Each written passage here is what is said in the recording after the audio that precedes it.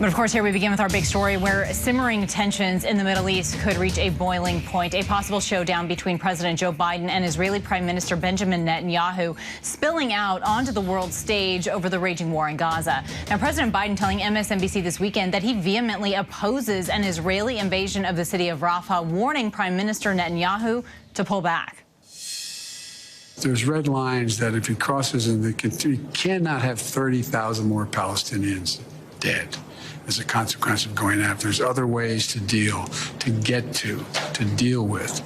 the trauma caused by Hamas. But he must pay more attention to the innocent lives being lost as a consequence of the actions taken.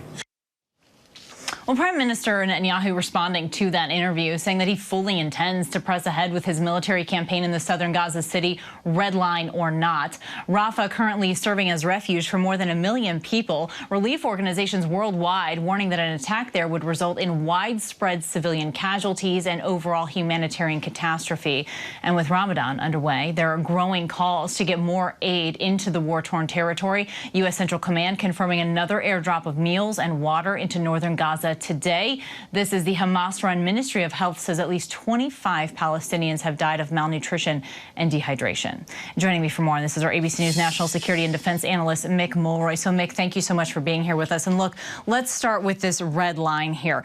President Biden saying that IDF entry into Rafah would cross his red line. But, Mick, the State Department right now really declining to interpret exactly what Biden's red line is. What do you make of that?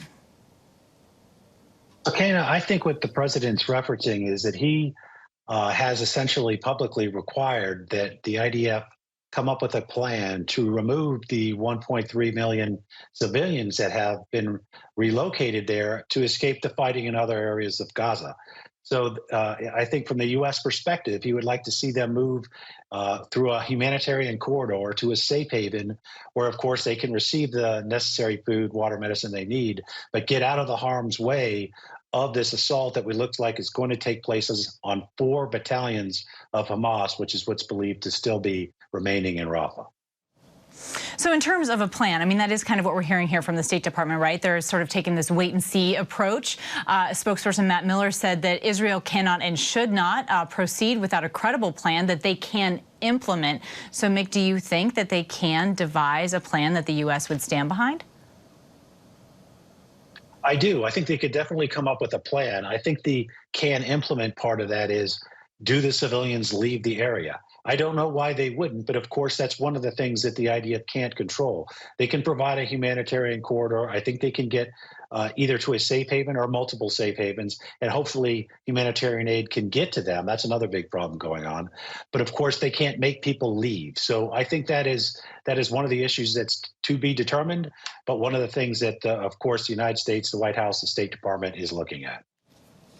And, Mick, I know you're very involved with the U.S. and the international community working to bring large-scale aid into Gaza, particularly through this maritime corridor. So can you tell us what those next steps might look like, what exactly is being considered there, and how dangerous is it? Absolutely. So I think what we're looking at now is not whether the answer to the question on aid is either ground, air, or maritime. It's all of the above. So what is needed now to stave off this starvation, which is already happening in the north because they cannot get aid up there from the southern crossing of Rafah, is there needs to be a large-scale aid delivery. These airdrops that we're looking right now, that's equivalent of maybe 1.5 to 2 trucks. It's important to the people that get it, but it's not going to solve the problem. So that's why this maritime corridor needs to be set up. The U.S. is going to set up here, which of course will facilitate bringing more aid to the beach quicker. That'll take, according to the Pentagon, 6 months. I think we're looking at an effort that would start before that and then would be complemented by that with bringing aid into parts of Gaza, quite frankly, that are not accessible to the aid community right now. And that really needs to happen quickly. We're seeing starvation already starting, and it's only going to get worse the longer this continues. And as things get worse, Mick, the exact casualty figures there in Gaza have been disputed because they're coming from the Hamas-run Palestinian Health Ministry. But there was an interview over the weekend that you heard there. President Biden said he cannot accept another 30,000 dead. So, Mick, in that statement, is that acceptance of the numbers there being reported, and what will that do in this conflict? Ken, I think both are good points. I mean, this is Hamas-led, and they obviously can't be trusted. They're a terrorist organization who's done nothing to help the people of Gaza. But that is largely considered to be somewhat of an accurate number by most organizations, including what I have seen from comments from the White House, the Pentagon, and the State Department. So I think that is what the president was referencing. Of course, I don't speak for him, but I think that is largely considered to be somewhere around the correct number of both Hamas fighters, of course, and civilians that have died in this conflict so far.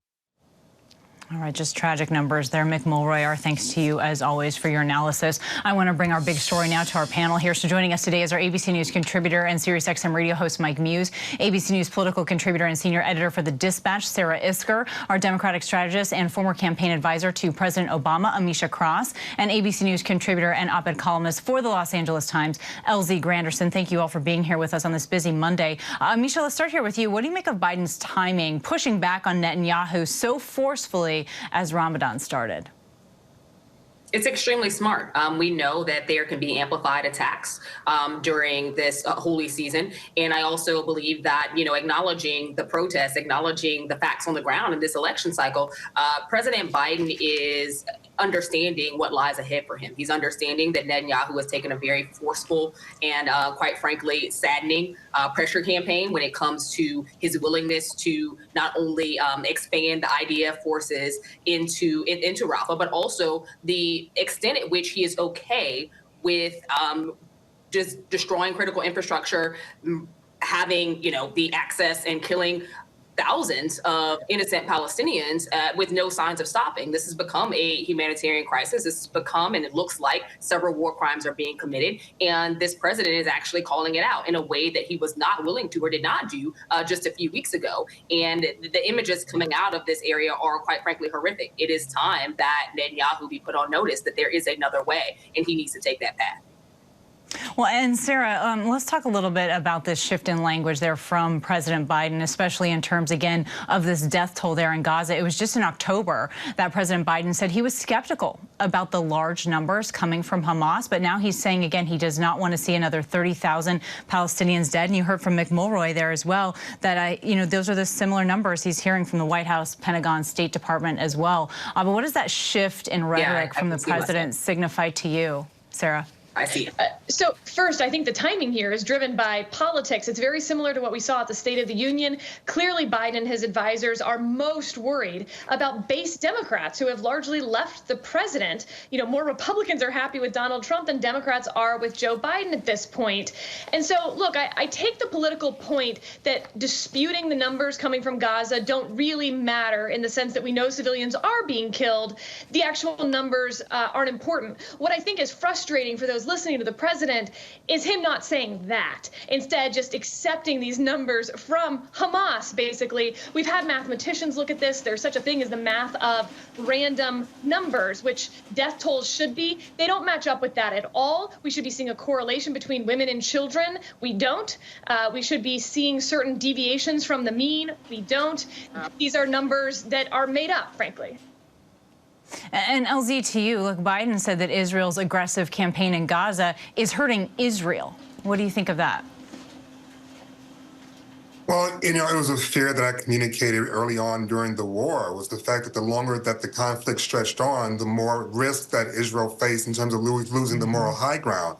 And I think that as quickly has happened now. But my concern is, something that came from the State of the Union, from President Biden, in the sense that, we're going to now have this pier to help with humanitarian aid.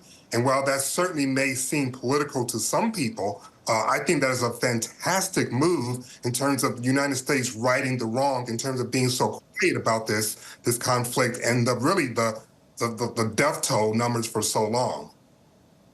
And Mike, what does it mean for all of this Biden pushback on Netanyahu to be happening during an election year? As Sarah mentioned, he's speaking right to his base, that he is essentially losing in some aspects.